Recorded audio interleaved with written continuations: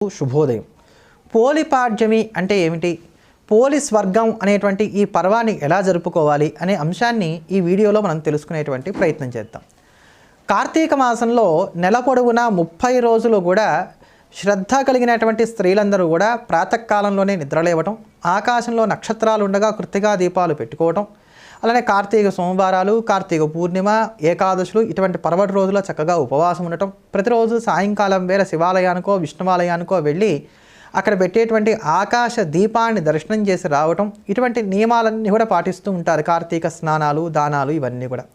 వీటన్నిటిలో కూడా స్త్రీలకు ఏమవుతుందనంటే ఆ నెలసరి అనేటువంటి ఇబ్బంది ఒకటి వస్తుంది. ఇది సహజంగా ఉండేటువంటి ఇబ్బంది కనుక నిత్యం చేస్తున్నప్పటికీ ఈ 4 రోజులు కూడా దీపం పెట్టలేకపోయామే అనేటువంటి ఒక బాధ వారికి కలగడానికి అవకాశం ఉంటుంది. దాన్ని కూడా దాటడానికి ఆ 4 రోజులు కూడా దీపం పెట్టినటువంటి పుణ్యాన్ని పొందడానికి ఏర్పాటు చేసినటువంటి ఒక ప్రక్రియే ఈ